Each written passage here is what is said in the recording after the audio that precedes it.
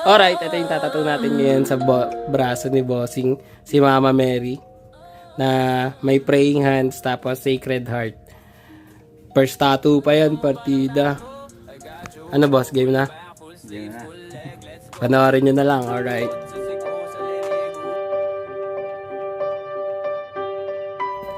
Ngayong araw, isang murang tattoo na naman ang ibibigay natin para sa seaman sa dagat na naglulutong chef na mayroong 2 anak at isang asawa na dumayo pa dito sa Baras Tattoo Studio galing pa all the way from North Caloocan kasama si Mrs. sakay ng puting kotse na color white na naputikan kasi shortcut daw sila pinadaan ng Google Map. Wala akong kinalaman dun. Ganun naman kasi talaga yung Google Map. Kung ano din minsan pinagagawa sa buhay nila. Mabuti na lang at di sila nakarating kung saan saan. Nakarating naman sila ng tama. Yun lang talaga na padaan sila sa hindi inaasahang unexpected. Anyway, client requested 3 portraits in total sa kanyang kaliwang inner and outer forearm. Yung 3 mukha na pinapatattoo ni boss, puro babae. Ang hilig sa babae. Ay, hindi, joke lang. Hindi, ano lang talaga, marami lang talagang mga babaeng importante sa buhay ni boss na gusto niya, ipatatak sa kanyang katawan. Ahem. Diba? Yung asawa niya, mamaya, pag-usapan natin. Religious and family portrait, Mama Mary and 2 niyang anak. Yun, yung gusto niya ipalagay. Napatanong nga ako kay boss kung yung asawa niya, papatattoo niya rin sabay na itong mga to. Sabay napatingin na lang si boss kay madam. Tapos si madam napatingin din kay boss. Yung tipong may kuryenteng nagsalubong sa mga titig nila. Tapos may lumabas na hugis ulap mula sa loob ng utak ni boss. Na si Mrs. mismo ang nagtatattoo ng mukha niya habang nakatali yung mga kamay niya. Pati dun sa paa niya, dun sa may bangko. May takip yung bibig niya. Tapos hindi siya makapalag. O kaya naman tinatakot siya. Basta mga ganun. Pero ko lang din yun. Imagination ni boss na imagination ko na ini-imagine yun ni boss. Basta ganun. Pero wala lang, parang biruan lang din something nilang dalawa. Kasi bakit yung 2 anak tapos si Mama Mary, diba? Ganun. 3 babae siya, wala. Pero next. Pero sabi nga ni boss, pwede naman daw. Yun naman pala, pwede naman eh. Pero next time na. Sa dibdib daw kasi, dapat para malapit sa puso. Dahil first time to ni boss na magpatattoo, mag-iipon daw muna siya ng lakas ng loob at ng pera na din. Kasi syempre, ikaw ba naman, isang session, 4 agad na portrait, diba? Baka naman, unti-unti lang, hinay-hinay lang, diba? Pero actually, marami na to. 3 portrait para sa first timer. Grabe. Unang tattoo nga pala ito ni Bossing. Ganun to katibay. Tapos, ang tagal na raw to plano ni boss ipagawa. Kaso, palaging nauudlot, nauusyame, nadidelay, nakakancel, nare-reschedule. Pero ang sabi nga nila, sa hinaba-haba man ng prosesyon sa simbahan din ang tuloy. Tsaka, yung tattoo kasi, pwede mo isipin na hindi siya pangangailangan, ganun. Hindi siya importante kasi hindi naman siya pagkain, hindi siya tiran, hindi siya kasuotan. Pero, kung makakatulong naman yun sa confidence mo, sa yung sipag mo, kasi minsan ganun ako kasi meron akong tattoo sa kamay, and pag nagdodrawing ako palagi ko nakikita yung tattoo yung tattoo ko sa kamay is bungo, so lagi ko siya nakikita tuwing nagdodrawing ako kasi nasa harap siya ng mukha ko, ganyan yung tsura diba? Tapos tuwing nakikita ko yung bungo, naalala ko na, ay putek, lahat nga pala ng tao namamatay, diba?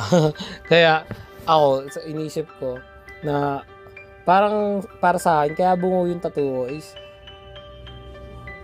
para we only live once, diba? Pag ikaw kasi bungo ka na, hindi mo na magagawa yung mga gusto mong gawin, yung mga goal mo sa buhay, at kung magpasaya ng mga ibang tao, diba? Lalo na ng mga taong malapit sa'yo. Kaya while you're still alive, diba? gawin na natin lahat ng mga kaya natin gawin. Yung best natin, pinaka-importante yun. Kasi lalo na sa mga bagay-bagay, mga challenges, mga struggles natin, kung hindi natin gagawin yung best natin, di ba? Eh di magta-try na naman tayo sa susunod. Paano kung sa susunod, ganun na naman yung mindset mo na, ay, di ko mo nagagawin yung best ko, o di ba? Eh di, ang dami mo nang try, tapos hindi mo pa natapos. Kaya yun, sa akin, bunguto, sa iba, parang horror, parang gothic, yung mga ganyang klaseng tattoo. Pero sa akin kasi, iba kasi yung pakahulugan ko dyan eh. Alam mo yun, balik tayo dito kay bossing na chef sa isang cargo ship. Mas okay daw kasi offer dito kaysa sa cruise ship. 4 na kontrata pa lang daw siya. Nag-umpisa siya pagtapos mag-pandemic gaya ng karamihan sa atin.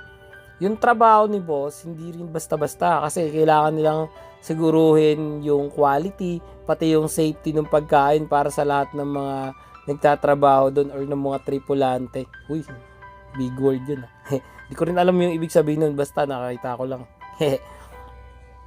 Tsaka hindi lang sila basta yung magluluto sila. Kailangan paplanuhin din nila kung ano yung putahe ngayong araw, tapos kung ano yung bukas, tapos yung sa pamamalengke, halos sakop din nila yun kasi sila yung mag-order, sila yung mag-i-inventory, parang ganun, 'di ba? So pati yung station nila, wala silang tagalinis doon. Yung kung sino nagluluto, sila din dapat maglinis. Ano ba naman 'yan?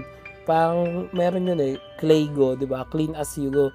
Tsaka dapat sa kagaya sa mga cooking show, pagtapos magluto, dapat malinis na yung station. 'Di ba? Maraming mga Filipino chef yung kagaya ni boss, yung pinipili nila magtrabaho sa cargo ship kasi mas mataas yung sahod dito. Pati mga benefits, grabe, meron din silang mga health benefits. Tapos pagka daw absent sila, meron din daw silang sahod. 'Di ba? Akalain mo yun, tapos hindi pa piso kasi mas mataas naman kasi talaga yung value ng pera sa ibang bansa. Although nasa dagat sila, pero technically wala sila sa bansa natin. So ganun. Kaya nga sila mga seaman, semi OFW, parang ganun din sila.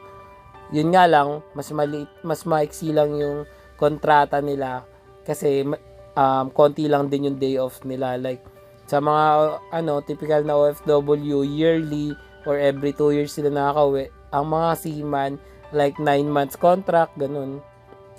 Meron siguro mga mas maiksi pa doon, baka 6 months lang. Tapos pwede na sila makauwi sa Pilipinas, magbabakasyon, libre pa daw yung pamasahe nila pa uwi. O, diba? Saan ka pa?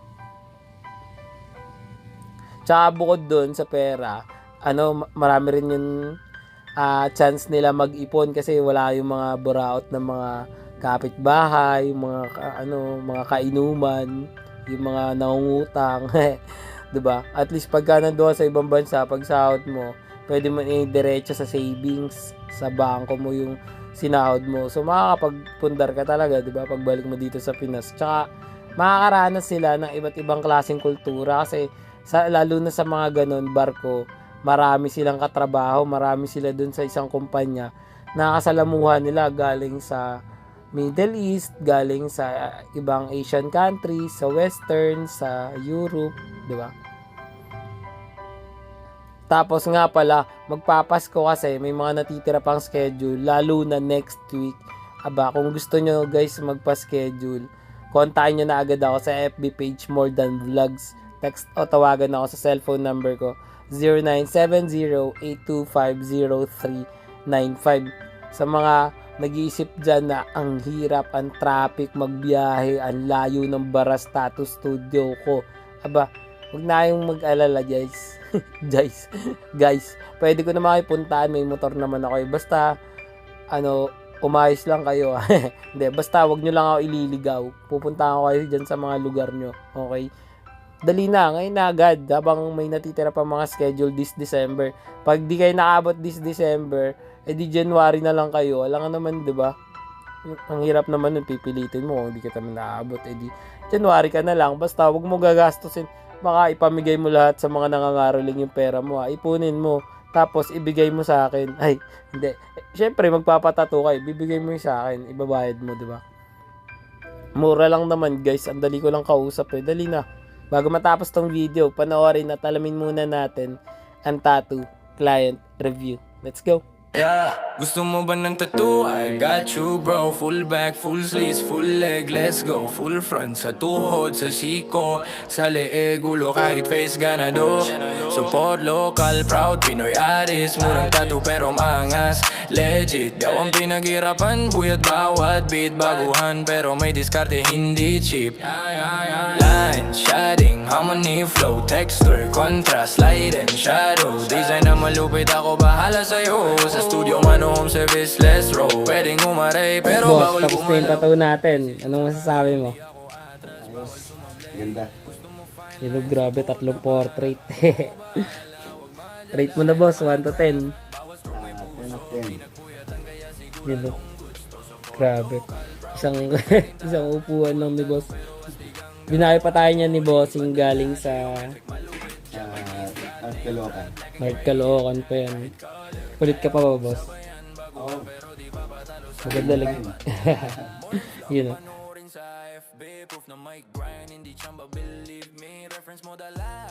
Salamat boss sa tiwala.